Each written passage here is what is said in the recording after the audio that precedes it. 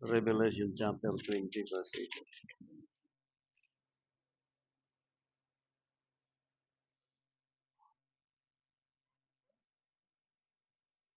Revelation chapter 20, verse 6. Mapalad at banal ang makalapit sa unang pagkabuhay na maputi. Ang mga ito ay walang kapangyarihan at ikalawang kamatayan. Hindi sila'y magiging mga saserdote ng Diyos, Kristo at mga gahahari kasama niya sa loob ng 1,000 taon. Yan. Sa Exodus chapter 13, verse 16, bago natin balikan yan. Chapter 13, verse 16 ng Exodus.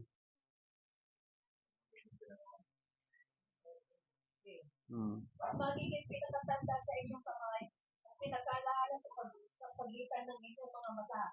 Sapagkat sa pamamagitan ng lakas ng kamay ay inilabas tayo ng Panginoon sa Hito. Yung frontlets from the Old Testament sa ilalim ng memory o alaala. Yung word na commemorations dito sa Revelation na binasa ngayon, merong diniin ang chapter 20 verse 6 na kababasa lang po.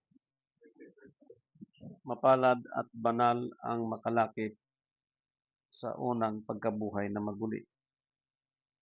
Sa mga ito'y walang kapangyarihan ang ikalawang kamatayan, kundi sila'y magiging mga saserdote ng Diyos at ni Kristo. At maghaharing kasama nila sa loob ng 1,000 taon. Sa paliwanag na ito sa Tagalog, yung paliwanag naman sa English Bible, blessed and holy is that hath part in the first resurrection.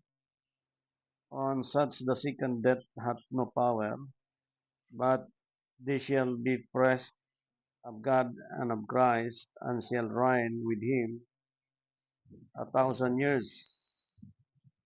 Yung binanggit dito na saserdote sa Tagalog, sa English po ay priest. Ngayon po tinatawag sa ating panahon itong priest ay pari. Na ang definition ng pari o priest, tagapagturo, mangangaral, na pagdating kay Kristo sa Hebrew chapter 7, hindi nakukuha ng saserdote na siyang kautusan, nakukuha ng saserdote mula sa angkan ni Levita. Ngayon sa paghahari ni Kristo, kasama niya priest. Ngunit doon sa Hebrew chapter 7, ipinakita sa scripture, basahin muna natin. Verse 7.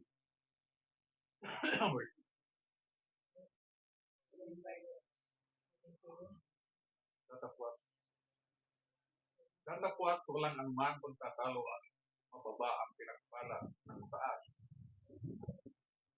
At dito ang taong may kamatayan ay tumanggap ng isang pamagi. Datapwat ang isa ay pinatunayan sa buhay. Tuloy. At sa mga bagay sa mamamagitan ni Abraham, pati ni Levi, na tumanggap ng 10 bahagi, ay nagbayad ng 10 bahagi. Sapagkat siya nasa mga palakang ng kanyang ama nang ito'y salubungin ni Levi. Tuloy. Ngayon, kung may kasakdalan nga sa pamamagitan ng pagkasaserdote ng mga Levita, sapagkat sa ilalim nito ay tinanggap ng bayan ang utusan, ano ang kinakailangan ba ng pangon ng isang saserdote ayon sa pagkasaserdote ni Levi at hindi ibilang ayon sa pagkasaserdote ni Aaron? Tuloy. Sapagkat ng palitan ang pagkasaserdote ay kinakailangan palitan naman ang kautusan. 13, sapagkat yung tungkol sa kanya ay sinasabing mga bagay na ito ay nauukol sa ibang angkan. Mm. Na dooy sino mang hindi naglilingkod sa dambana. 14, sapagkat maliwanag ng ating Panginoon ay lumitaw mula kay Huda Mm. na tungkol sa angkan niya ay walang sinagdang anuman si Moises hinggil sa sacerdote. Yeah. Yung kautusan sa pagkuha ng saserdote para po sa mga nag-aaral. Before Christ, kumukuha ng mga saserdote, walang ibang angkan na pinaghugutan, kundi angkan ng Levita. Pagdating ni Kristo, pinalitan na po yung kautusan na yan. Hindi yung 10 utos, kundi yung kautusan ng pagkuha ng saserdote mula sa angkan ng Levita. Ngayon dito sa paghahari ni Kristo sa 1,000 taon, ang kasama niya dito mga priest.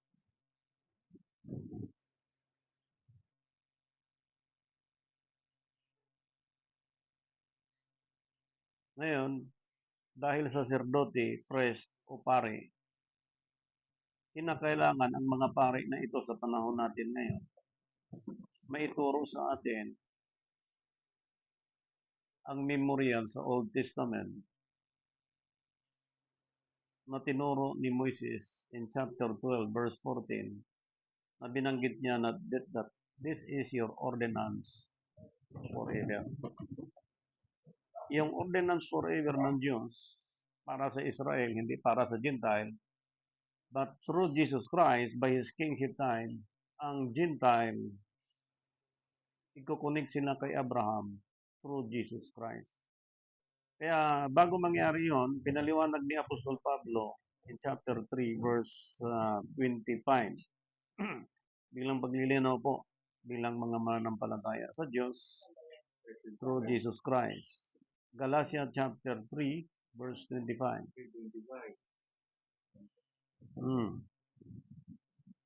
Datapwat ngayon dumating na ang pananampalataya at wala na tayo sa ilalim ng tagapagturo. Yeah. Ngayon, yung salitang yon, binabalikan natin yung Hebrew chapter 7 na yung tagapagturo noon ay mga Levita, mga saserdote. Ngunit nung pinalala ni Kristo, tayo ay wala na doon sa tagapagturo na yon. Dahil wala na tayo sa tagapagturo na yon, verse 26. Sapagkat gayong lahat ay mga anak ng Diyos Mm. sa pamamagitan ng pananampalataya kay Kristo ito. Yan na. Tingnan natin ha. So may pastor ngayon, may pare, may mga kardinal, may mga obispo. Tingnan natin ha. Dinidiin ng Scripture sa pamamagitan ng pananampalataya. Dinidiin po ng Scripture na walang iba ang pananampalataya na ito na ating masusumpungan. Yung pinanganak ni Virgin Mary, ang anak ng Diyos. Walang ibang pananampalataya, dinidiin ng Scripture, nasa kanya lang manampalataya lahat ng tao sa ibabaw ng daigdig na ito. Sapagkat ang ordinance forever, hindi siya makontinue at hindi rin maitama ang pagpatutuloy kung hindi nakasentro ang pananampalataya ng tao kay Jesus Christ. Kaya ipinakita dito ngayon sa ating pagbabasa hanggang verse 27, after nung pananampalataya na yon. Sapagkat ang lahat sa inyo ay binautismuhan kay Kristo. Ibinihis si Kristo. Ibinihis si Kristo. Okay. Dahil binihis si Kristo, ang pinaliwanag ng Scripture, tingnan niyo na, sa paliwanag ni Apostol Pablo, sa 1 Corinthians chapter 9, verse 27,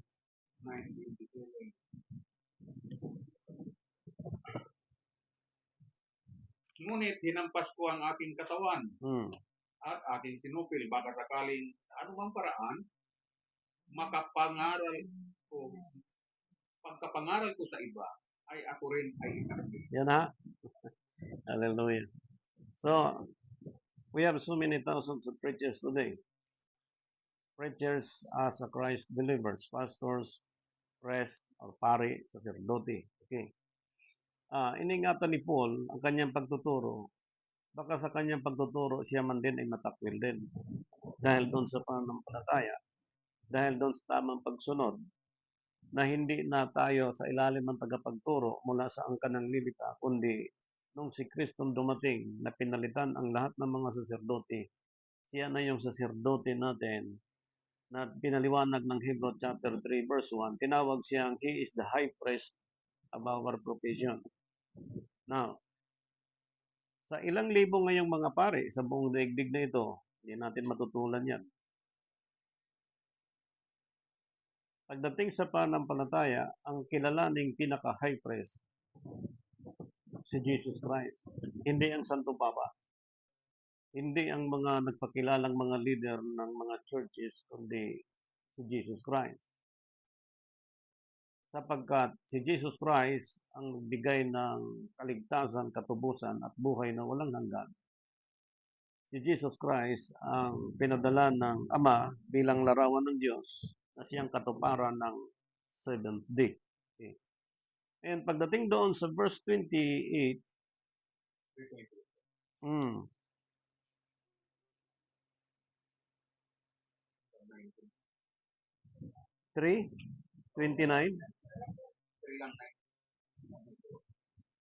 Galatians chapter 3, verse 28. Balik tayo doon. Walang magiging Hudyo o Griego man. Walang magiging alipin, malaya man. Walang magiging lalaki o babae man. Sapagkat kayong lahat ay iisa. Yan. If we took men and women, and how many billions today? Kung may Islam, may Buddhist, may Taoism, may Hinduism, may Seven Adventist, lahat ng religious group ngayon, diniin ni Apostol Pablo, walang babae o lalaki o alipin, malaya. Lahat kayo, iisa kay Kristo. Ibig sabihin, kapag iisa kay Kristo, tama ang pananampalataya, tama ang paglilingkod niya sa Diyos. Tama ang pagsunod niya na binanggit ng Exodus chapter 12 verse 14, that this is your ordinance forever. Kailangan tama yon. Ngayon, ang problema na nakikita natin sa panahon natin and every nation, bagamat may mga iba't ibang mga religion, iba't ibang mga practice pagdating sa buwan at taunan, nakikita natin hindi nagkaisa ang buong daigdig. Kaya kung merong First World War and Second World War, kaya nangyari yon. And supposedly in our time, hindi na physical kundi spiritual war, na ang lahat ngayon ng tao kailangan matulad kay Paul, na hinahampas niya ang kanyang sarili. Ibig sabihin, dinidisiplina niya. Tinutuwid talaga. Hindi pwede yung iiyak lang ang tao, luhod. Hindi siya magdisiplin sa kanyang sarili. Gagawin talaga niya yun kasi kailangan supilin niya yun. Sapagkat ang saserdote na kinikilala niya, hindi ang sino man kundi si Kristo. And hopefully, lahat ng pare ngayon, si Kristo ang kinikilalang saserdote. Sapagkat pagdating dito, papasok ngayon ang Israel at ang Gentile, magkakaroon ng unity through Jesus Christ. Pagdating dito sa aral po, tingnan natin ha. Yung binanggit ko kanina, nilinaw po ng ating propeta Moises in chapter 22 verse 12. Yung pag-preserve niya sa batas in memory. Ibig sabihin, ang batas, ang utos, ang kautosan ng Diyos, ini-preserve siya under the law. Na sa panahon ng Israel at sa panahon natin, through Jesus Christ, this memory, we need to continue through Jesus Christ by a perfect celebration. Yan po ang design ng Diyos sapagkat tanggap lahat ng tao ng unang bayan ng Diyos, Israel, tayo hindi. Gentile tayo. But because of this memory from a holy person like Christ and Paul in our time as a Christ believers, because of this memory, makagawa tayo ng tamang pagsunod sa Diyos. Okay, basahin mo natin. Chapter 22 verse 12 sa Deuteronomy. Amen. Gagawa ka sa iyo ng mga pirintan sa pagkalaylayan ng iyong pagbalaban. Pinagbabalaban mo sa iyo. Tuloy? Kung ang sino man ay mag-asawa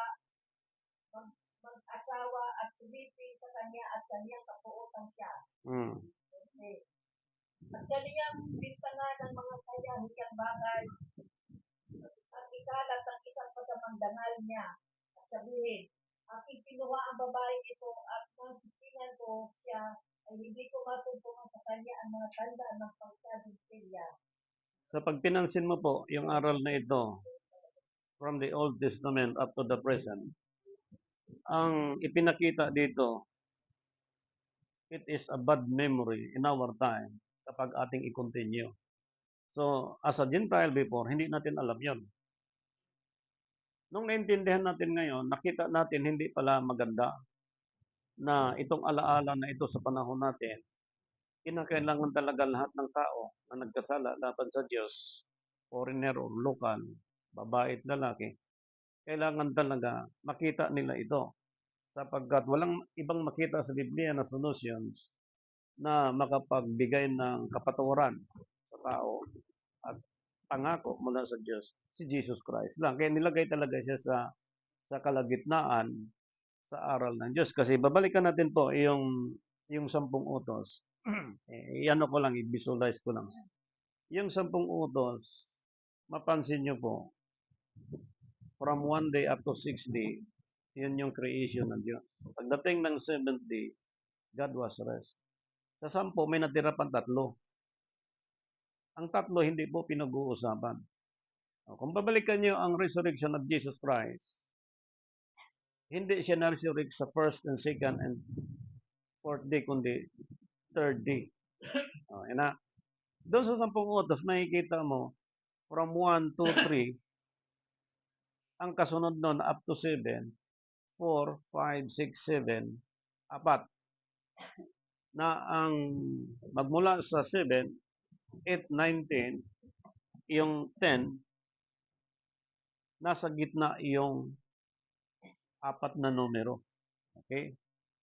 Na itong 4 na numero na ito, sa 10 utos po in Exodus chapter 20 na binigay ng Diyos, makikita mo yung 4 na utos ng Diyos. Nang sabi doon, sa una, huwag mong gamitin ang pangalan ng Diyos sa walang kabuluhan. Igalang mo ang iyong ama't ina. Ano pa pagkasabi doon? Sa 4 na utos. Alalahanin mo yung ipangilin mo ang araw ng Panginoon. Di ba? Ngayon, doon sa pagkabanggit na yon, 4 yun eh.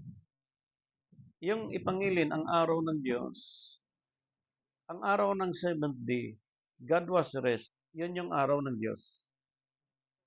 On the 7th day. Yan na. So yung 10 Commandments, 1, 2, 3, mapansin nyo po yung resurrection ni Christ at yung 4 na numero from 1, 2, 3 hanggang 7, 8, 9, 10, nasa gitna yung 4 na numero. Pinagitnaan siya ng 3 numero. Ayan na. Yung memory kanina, ipinakita na kahit sa time natin ngayon, siguro mga 2 years ka na sa ministry, alam mo na ang travel ng Israel from Egypt to Wilderland up to the Promised Land. Ibig sabihin, ang Gentile, literally, hindi na sila pwedeng katulad ng Israel, tatawid sila. Kinakailangan tatawid ang Gentile magmula sa first commandments of God hanggang sa 7, hanggang sa 10. Yan ang travel ng Gentile. Pero, ang kailangan po makatuloy ang Christian sa lahat dyan, kung paano po ang celebration nila ni Moises sa Israel hanggang sa panahon natin doon sa mga Holy Convocation. Sapagkat doon sa Holy Convocation, doon dinisign ang travel ng Israel na siyang i-continue ng Gentile by spiritual celebration. Tanong, saan mo ibabase ngayon ang buwan, pitsa, sa panahon natin ngayon? Sino ang ating pari, saserdote, na pakinggan ngayon? Sapagkat lahat ng pari ngayon under Roman Catholic doctrine, hindi natin narinig sa kanila ang pagtuturo tungkol po pagdating sa mga celebrations. So nakakalungkot po sapagkat ngayon ang tinuro ng Diyos sa panahon po natin, ang Espiritu ay magtatayo sa ating panahon. Ngayon, tingnan natin ang pagtitiyak ng Diyos sa panahon natin in Acts chapter 20 verse 8. Okay.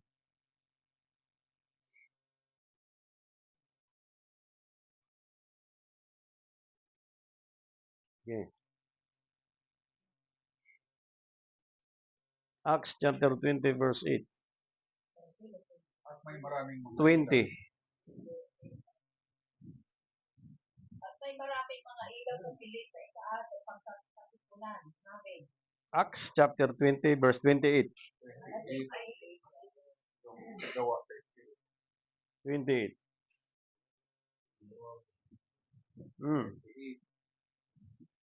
Chapter 20 verse 28 Tinatalin ng niyo ang Acts. sarili at ang buong kawan.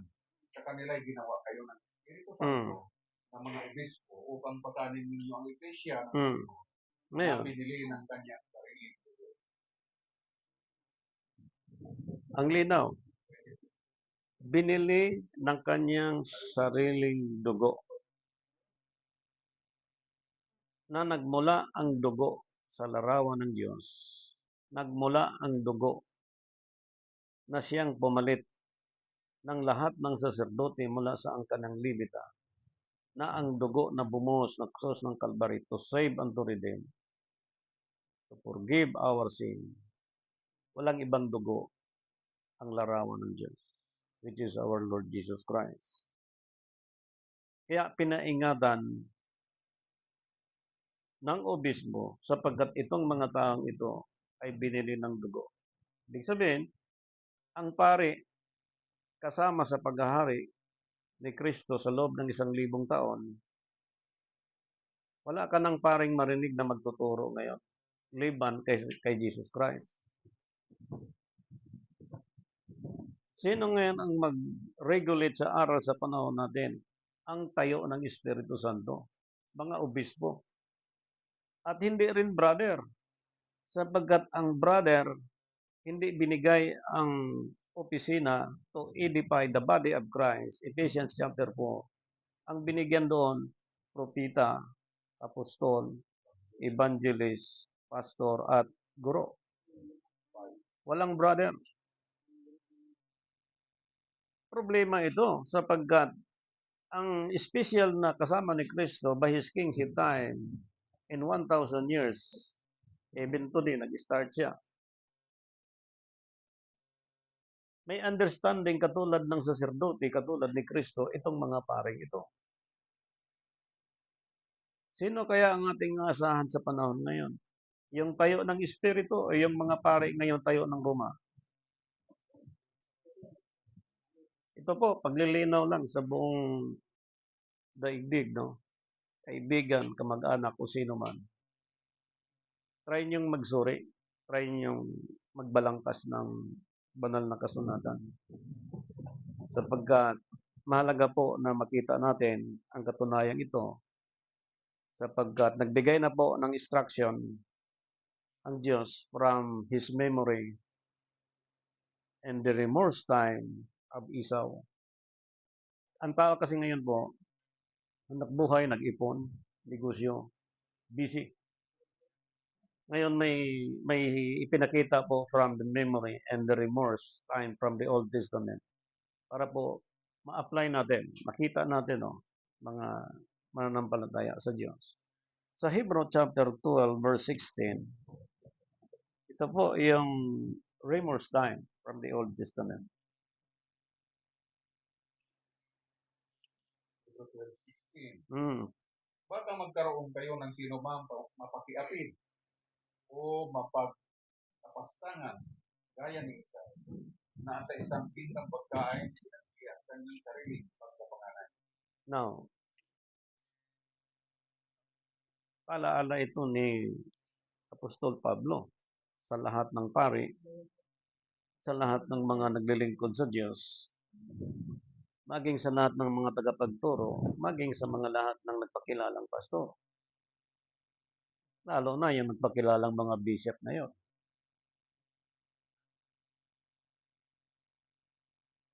Malinaw ang Revelation chapter 20 sa paghahari ni Kristo, kasama niya mga saserdote, pari sa panahon natin. Ngayon, sino ang pari, sino ang obispo, sino sa pastor natin ngayon na hindi katulad ni Esau, sapagkat ngayon karamihan sa mga nagtuturo, sa nangangaral, may mga kondisyon like Esau. Ano bang kwento? Ano bang memory kay Esau? Galing si Esau sa bukid, dumating sa bahay gutom. Inutusan niya si Jacob, bigyan mo akong pagkain. Sabi niya ako, bibigyan kita. Basta ibigay mo sa akin ang pagkapanganay. Siguro nanginginig si Esau sa gutom. No choice siya. Hindi ko alam kung anong blackmail ginawa nun. Pumayag si Esau sa ganung paraan. Naging kasabot niya ang nanay. Sinuotan si Jacob ng balahibong balat ng hayop. Sapagkat si Isaac ay bulag. At gusto na Isaac na kanyang basbasan ang panganay. At napunta ang basbas instead kay Esau, napunta kay Jacob. Kaya ang trouble ngayon sa believers in God through Jesus Christ, ginamit ang pangalang Jesus Christ pero kailangan may kasunduan tayo. Ano yung kasunduan? Pag naging pari ka, mag-aral ka ng ganitong taon, mag-seminar ka ng ganitong taon, pag napagtagumpayan mo, itong magiging provision para sa iyo. Sa tingin niyo, may pari ba ngayong walang kotse? Dahil pag nag-handle ka ng isang church, patay may bayad, kasal may bayad, binyag may bayad, house blessing may bayad. Lahat yung may bayad. Ano ba ang meron sa pagiging panganay ni Esau? Kasi ang pagiging panganay po, kumbaga, pinakamatanda. Hindi mo pwedeng palitan yung birthright na yon. Kasi, pag ikaw panganay, kung sinong kasunod, yan talagang label niyan. Halimbawa, ang panganay noon sa pagtawag sa saserdote mula sa angkan ni Levita. Pagdating ni Kristo, pinalitan yon. Tingnan nyo, dito kay Jacob at saka kay Esau, yung pagkapanganay ni Esau, bantayan nyo pinalitan ni Jacob sa pamagitan ng isang pagkaing pinggan, isang pinggang pagkain. Kay Christ, nung pagpalit, talagang pagkasaserdote. Hindi pwede maglingkod ngayon ang pare at ang sino man na meron siyang tinitingnang pakinabang. Si Christ, ang pagiging saserdote niya magpakailanman, to set down the right throne of the Father in Hebrews chapter 12, ang pagiging saserdote, inupuan niya yon. Ibig sabihin, pag nag-declare ka ng saserdote, pare, pastor ngayon, tiyakin mo na alam mo yon ang 1,000 years ng pag-aari ni Kristo. Pag naglilingkod ang tao ngayon sa Panginoon, titiyakin niya kung anong ministry binigay sa kanya. Titiyakin niya yon. Hindi pwedeng hindi mo titiyakin. Titiyakin mo yun. Pastor ka, tiyakin mo yan, mga holy convocation, mga memories of God from the Old Testament, ano yung wrong, ano yung right, ano yung bad, ano yung good, ano yung negative, ano yung positive. And then, titingnan mo sa present time, ano ba ang applicable ngayon? Through Jesus Christ. Sabi ni Paul, pinapalo niya ang kanyang katawan araw-araw, dinidisiplina niya. Ibig sabihin, inaral niya yung mga time niya nung siya ay laban pa sa Diyos at nung ngayong nasa Diyos na, inaral niya paano siya maging kalugod-lugod sa Diyos. Marami ngayong palo ng palo. Papaluin mo yung congregation, pangaralan mo, believe Jesus Christ, Lord and Savior. Receive in Jesus Christ's name. Blah, blah, blah. After next week, gano'n na. Blah, blah, blah, blah. Speak in tongues. Next week, gano'n na naman. Ang ugali, gano'n pa rin, di nagbabago. Okay. Malaking problema yan. At lobe ng Diyos, makita natin ito. Sapagkat sa panahon natin ngayon, meron akong ipapakita na kalendar na ang kalendaryo natin ngayon ay Gregorian calendar. Yan, sa gitna, Gregorian calendar. Yan, yung gitna. Dapat pala yan. Pakipatay mo na yung electric fan, sister. Lumilipad eh. Yan na, Gregorian calendar. Ang first month of the year natin ngayon ay January. Ang 12 months natin ay December. Yan na. Itong 12 months na ito, may mga celebration dyan. From 1521 century under Roman Catholic. Ang 12 months na ito, i-check natin sapagkat whether you like it or not, ang original calendar is Hebrew na ang first month of the year ay Abib. May mga scripture lahat po yan. Na ang 12 months niya ay Esther, Adar, na ito'y masumpungan sa Esther chapter 3 verse 7. Itong binanggit ng pangatlo, Christ calendar, paano natin nagawa yon? Paano natin nasundan yan? Paano natin nagawa yan? Ang mechanism niyan, Lucas chapter 1, verse 26. Okay, basa mo na. Para po matrace natin itong lahat. Lucas chapter 1, verse 26.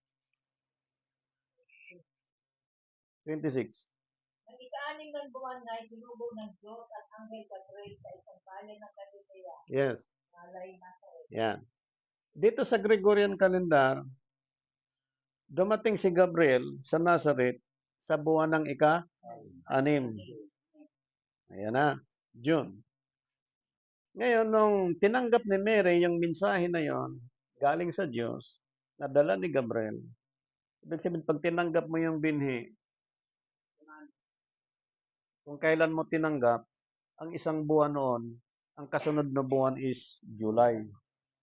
Walang pizza na binigay sa June, basta on the month of June or 6 month, assuming ang kasunod na buwan yan ay July. Yan ang 1 month sa binhi, sa mensahe na binigay ng Diyos kay Mary sa pamamagitan ni Gabriel. Yan. Tingnan nyo bilang. July, August, September, October, November, December, January, February, March. Ulitin natin, ang 9 month, lahat ng doktor sa buong daigdig, under oath, ang bata kailangan may panganak ng 9 months. Ayan na. Ito ang kalendaryo ng Gregorian calendar. Okay. March, 9 months. Pinanganak si Kristo ng 9 months. Para sa akin, hindi ako naniwala na overdue or premature si Jesus Christ kasi perfect man siya. Amen. He is the image of God. He is the anointed of God. He is the power of God. Christ is knowledge and the power of God. Okay. Ang first month ni Jesus Christ sa daigdig na ito, kasunod sa March, month of si Kristo ang nagbigay ng first month of the year para sa commemoration sa Holy Convocation na hindi tayo magkamali as a Gentile before para ma-perfect natin na ang Israel nagkamali at hindi nila pinagpatuloy. Kaya pag binasa mo ang mga pangingilin magmula sa Old Testament hanggang sa mga propeta hanggang kay Isaias, makikita mo pinabayaan na nila, na-focus na ang tao sa hanapbuhay, sa pagkakita. Meron na ngang mangyayari na remorse sa memory ng Old Testament.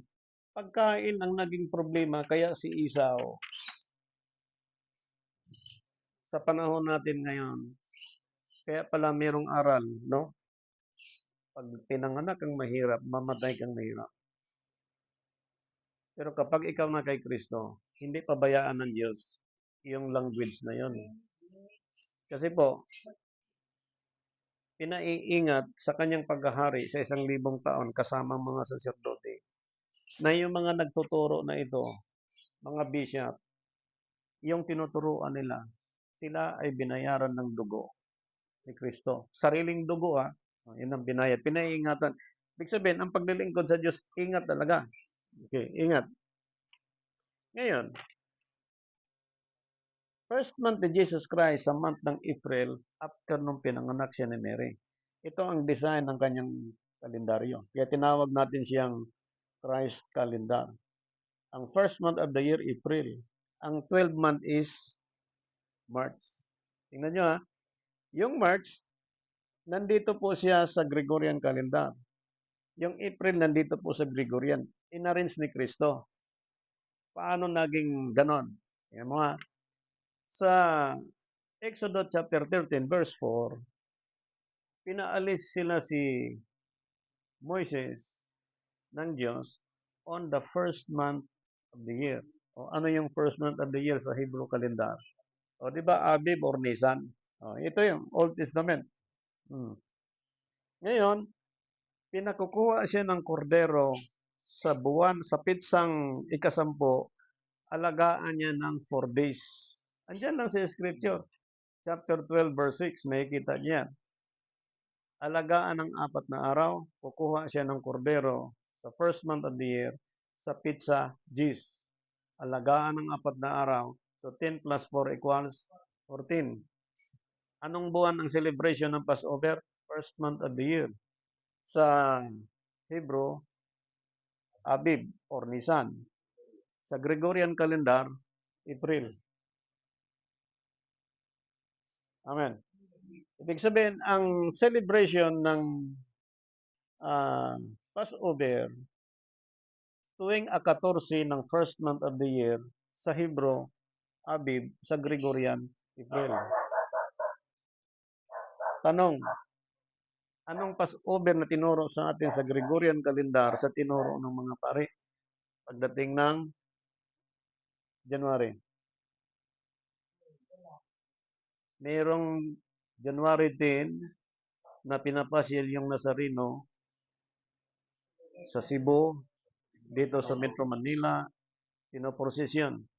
Tanong, dito sa hanay na ito, ano ang meron sa January? January 10.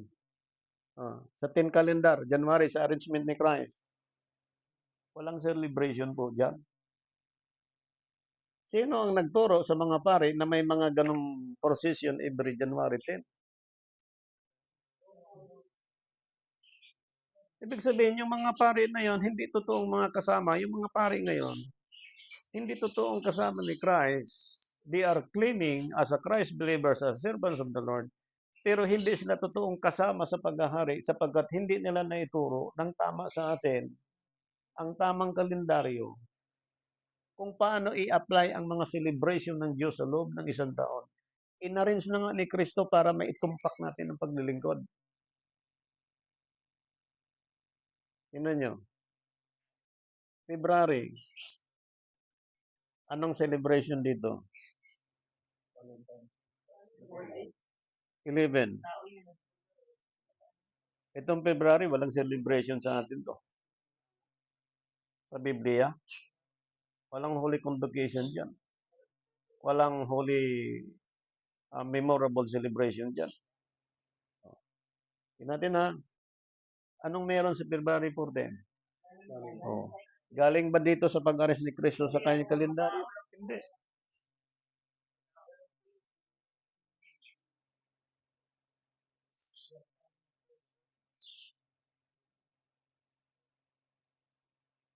Tingnan niyo po ang nangyari. Ba't hindi sinumata ng mga pari yan? Ba't hindi sumata ng mga pastors yan kung sino-sino mga pastors na yan? If we talk a thousands of years by the kingship time of Jesus Christ, ibig sabihin, pag upo ng hari, hindi siya magsasalita ng saganang kanya, sabi ng Biblia, mula sa Diyos. Whether you like it or not, sapagkat nilinaw ngayon sa ating panahon, yan mo, ang pag-preach kasi madali lang. Kasi pa yung ang gadget ngayon, ang bilis na. May Thompson's Bible, may concordance, lahat. Mag-apps ka lang dyan, mag-ano ka. Ang bilis mag-preach. Pag tinanong mo sa TV, gaano ba katotoo na tayo ay talagang ligtas sa panahon ito? Oh, ganitong chapter, basa. Ang galing ni brother. Tayo ba ay talagang totoong ligtas? Ganong books, basa. Ang galing talaga ni brother. Pero pag tinanong mo, kailan ang birth ni Jesus Christ? Sabi ng followers, parang September, October approximate lang. Ano? Ang kingship time ni Jesus Christ is not a kind of approximately competition. It is a perfect time of God. Sabi ko, brother, nalibing na yon, patay na yon. Huwag natin pag-uusapan. Iyakin mo ang buhay ngayon na nabubuhay ka. Sikapin mo na huwag kang magkrimit. Hilingin mo sa Diyos. Aral mo noon, ayaw mo niyan. Pagkatapos ikaw ang naging example nung nangyaring pagsunog. Ang daming thousands of believers ay ngayon meron silang mga millions na mga project na talagang mapahanga ka. Di nasa Diyos yan kasi may pera. No. You know the history of Second World War. Ang daming mahimorkes ngayon sa mga leader ng mga churches. Kaya ngayon, ang mga tao, parang isaw. Ano ba dyan? May pakinabang? Wala. Wala yata. Ayoko dyan. Sino ba yung nagtuturo niyan? Mayaman ba yan? May kotse? Wala. Dito ako. That is Jacob mentality, also Esau. Gutom ang tao ngayon sa panahon ngayon. Pero kapag nasa iyo ang tamang paglilingkod sa Diyos, sabi ni Paul, kahit sila ay gutom, busog, kahit sila ay hubad, sapat, kahit sila ay kulang, sagana. Yung mentality, kailangan ngayon po sa ating panahon, kung nahirapan kayo mag-research, no, mga kaibigan sa pananampalataya, bigyan nyo ng time na makapag-research kayo, makapag-aral. Huwag niyong banggain, huwag niyong sirain. Huwag kayong tumingin sa akin. Tumingin tayo sa aral ng Diyos. Okay. Tingnan nyo by means of philosophy. Sabi ng Colossians chapter 2 verse 8, yung philosophy ng sanlibutan, yun ay hindi galing kay Kristo. Kailangan tamang filosofiya. Okay. Balikan natin to. Tingnan natin doon sa Zechariah chapter 8 verse 19. Chapter 8 verse 19. Puntahan muna natin, tutukan natin itong kalendaryo. Zechariah chapter 8 verse 19.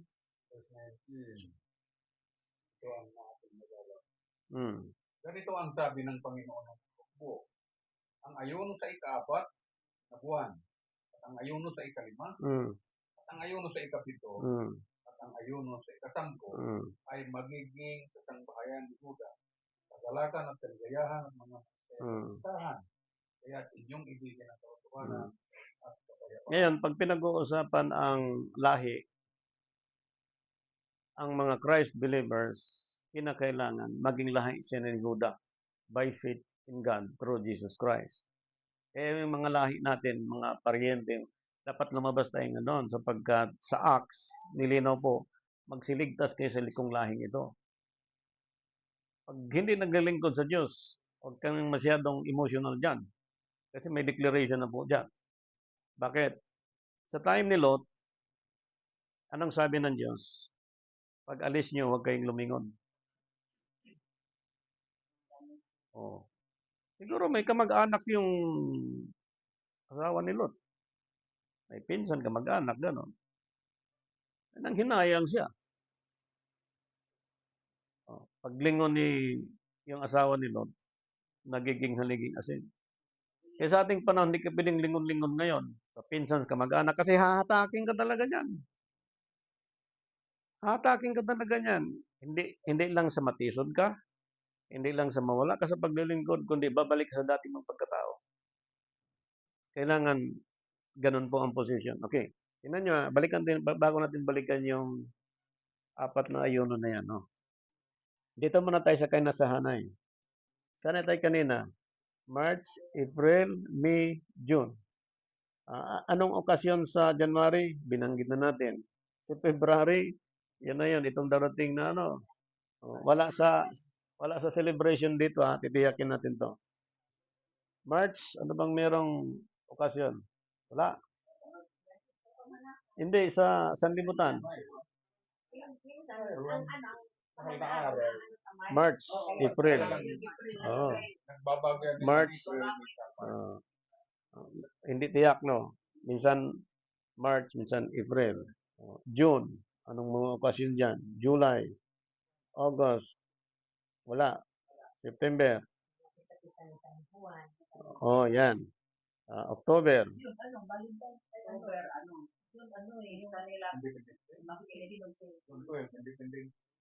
Oh. October. Kasama na dyan yung mga Heroes Day. Yan yan. Diba? Yung mga Heroes Day, Rizal Day, ganyan. Yan, sa loob ng kalendaryo, pinasok na nila yan. Okay. Tapos November, yun, yung Pista ng Patay, November. Mayroon pa yan. Okasyon yun, no? Pista ng Patay. All Saints Day, All Souls Day, yung meron Innocents Day. Yan ha. Tapos pagdating ng December, ang declaration ng mga pare at karaming mga born again, naniwala na itong December 25, birth of Jesus Christ. Ayan.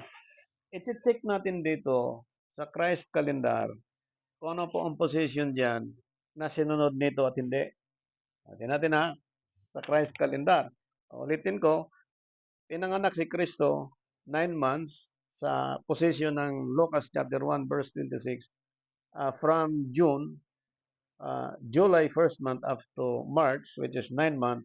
Ang first month ni Jesus Christ sa daigdig nito is April. Eksakto sa time ni Moises, ang first month of the year na pag-alis nila sa Egypt, nagpatay sila ng kordero sa ikasampu. Dahil yung 10, kumakatawan sa 10 utos. Yung 4, kumakatawan sa Diyos sa ilalim ng kautusan. Nakuha natin? Okay. Tingnan natin. Yung first month doon, ang kumuha ng kordero, ang first month ngayon sa Gregorian calendar na pag-arrange ni Kristo ay April. Sapagkat si Christ ay first month, ang first month niya sa Gregorian calendar ay April after nung pinanganak siya ni Virgin Mary. Yan na. Siya ngayon naghanay ng kalendar. April. Anong meron sa April? Passover. Anong sabi kay Moises? Kukuha ng kordero sa kasampu. Bibilang ng 4 ng araw, alagaan ng kordero. Paglubog ng araw, papatayin. April 14. April 14. Yan na, April 14. Ngayon, ang celebration ng Semana Santa na tinatawag, March or April, hindi tiyak. Dito, isang buwan lang sa first month, which is April, ang celebration ng Passover. Walang approximately ng March or April.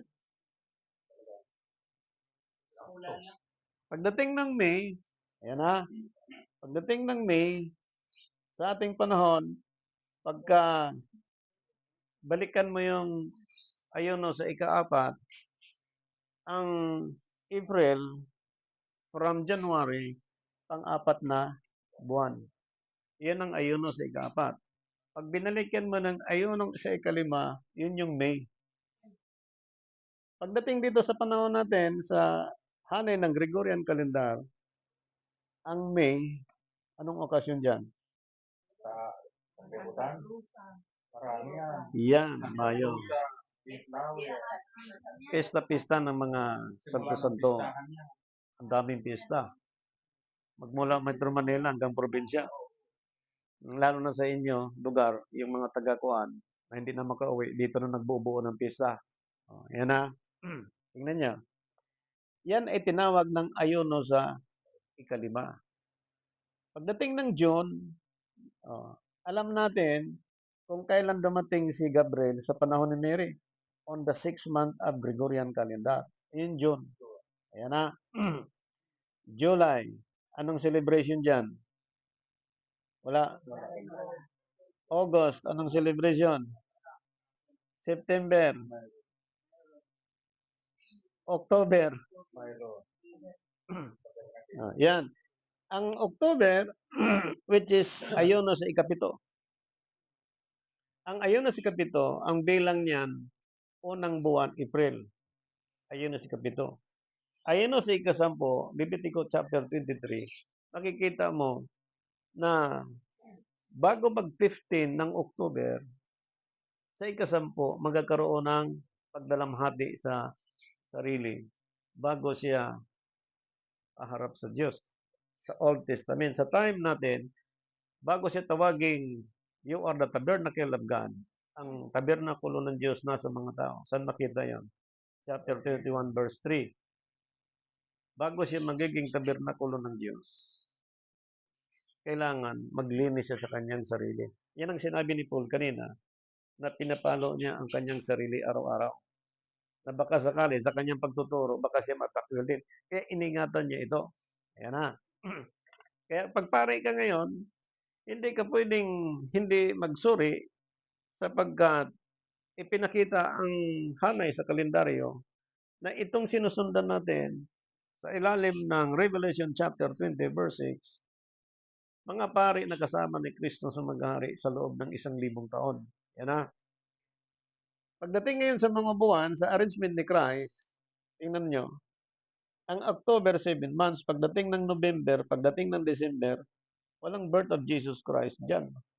Sapagkat ang birth ni Jesus Christ, ang buwan na ginagamit po dito, kung makikita mo sa Gregorian calendar, sa 6 months, March ang kanyang birth.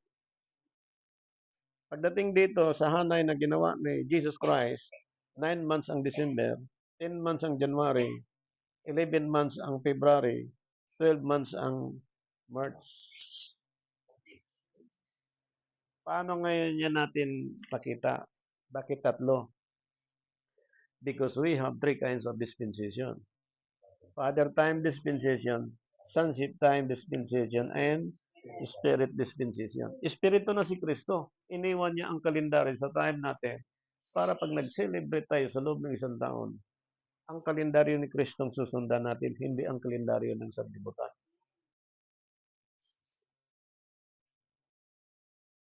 Sino ngayon ang pare ang asahan na magturo? Sino ang pastor na magturo sa atin ngayon yan? Walang iba si Jesus Christ. Ngayon, may tayo ang Espiritu na ang tayo niya, mga obispo, napakainin ang mga taong ito at ingatan sapagkat lahat tayo ay binili ng dugo. Sarili niyang dugo. Walang iba yung larawan ng Diyos. Ngayon, ito ngayon ang pinag-uusapan natin. Sapagkat, ito po, babasahin ko lang. Sa Hebrew calendar, merong 12 months. Yan na. Bantayan natin mga professor kung kayo po ay sekretong nanonood lang. Sa Gregorian calendar, meron din pong 12 months. Sa Christ calendar, merong 12 months. 12 plus 12 equals 24.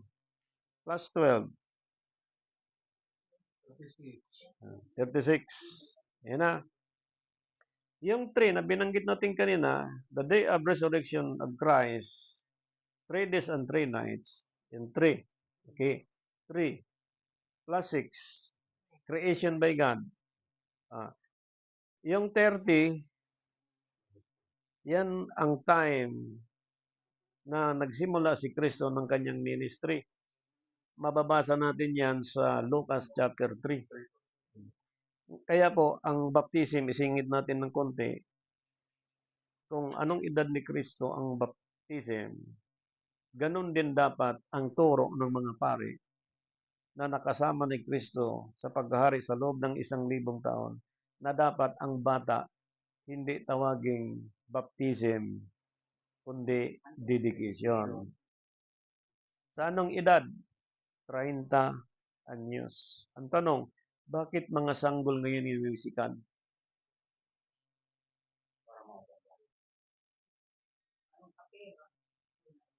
Paano napasunod ngayon ng mga pare ang lahat ng tao na ang bata dalhin sa simbahan para bautismuhan?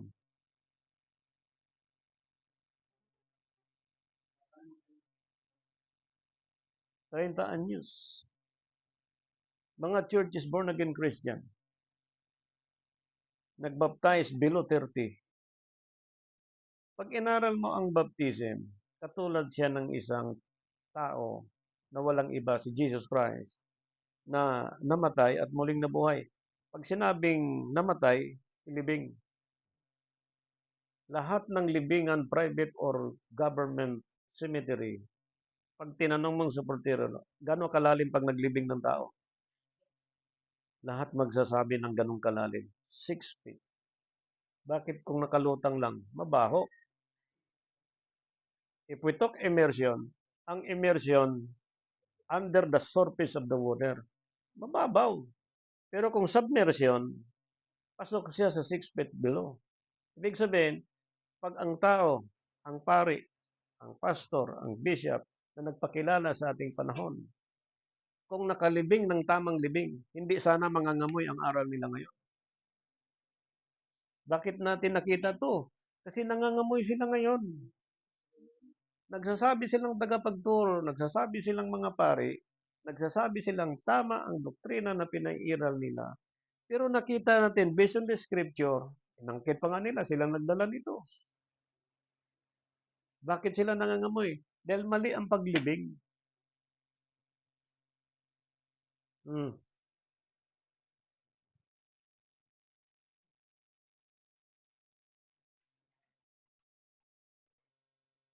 Minsan nakapag-opposite tayo ng patay. Yung patay, hindi lang isa, dalawa, tatlo, nakita ko. Iba na yung itsura ng bangkay. Hindi na ako tumingin sa nakakadiri na itsura. Ang tiningnan ko na lang yung ikaw nakaintindi sa katotohanan.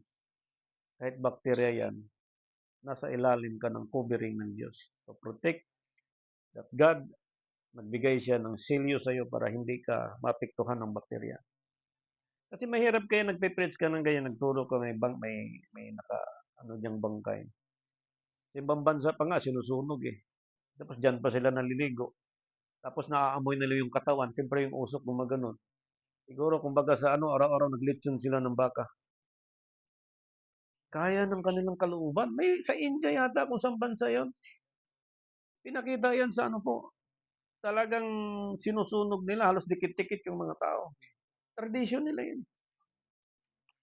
Pero kanina lahat ng tao iisa kay Kristo. Tanong, sino ang saserdote nilang nagturo sa mga Indian people na ganyan ang practice na dapat gawin sa mga bangkay? Kawawa ang bansang 'yon. Hopefully, may mga missionary doon at yung ibang mga Indian people ma-convert at may tama ang kanilang pananampalataya sa Diyos through Jesus Christ.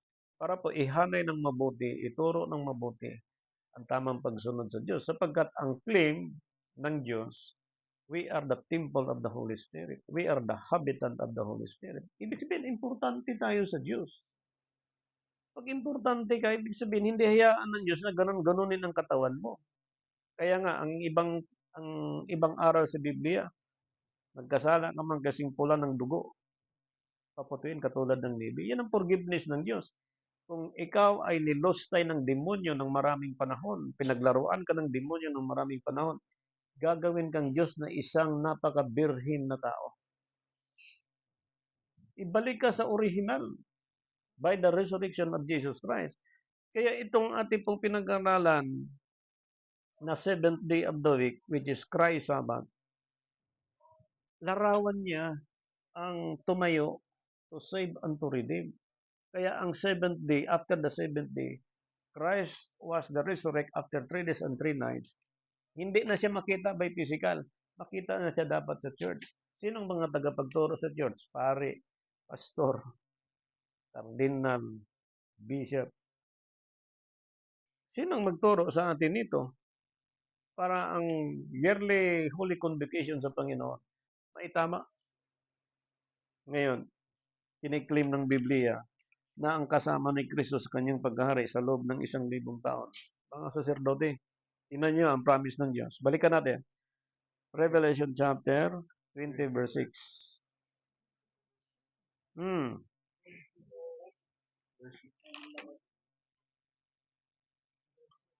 Yes. Mapalad at banal ang makalapit sa unang pagkabuhay mapupuli. Praise the Lord. Sa mga ito'y walang kapangyarihan at ikalawang kamatayan, kundi sila'y magiging mga saserdote na Diyos. Yan ha. Mga gahaling kasama niya sa loob ng 1,000 taon. Ito mga pare, makinig kayo. Wala akong pakialam sa yaman nyo. Kanina, yung 3 kinds of calendar, in every calendar that we have 12 months. Sa tatlong 12 months na ito, merong 36 months. Sa 30 nag-start si Christ sa ministry, ang creation ng Diyos tinapos niya in 6 days. And God was rest on the 7th day. Yan ang binanggit kayo na binasa kanina, araw ng Panginoon. Kailangan ipangingilin. Importante ito eh, araw ng Panginoon, hindi araw natin. Araw ng Panginoon. Sino bang Panginoon natin? Diba yung Diyos? Tinawag na Ama, Almighty God.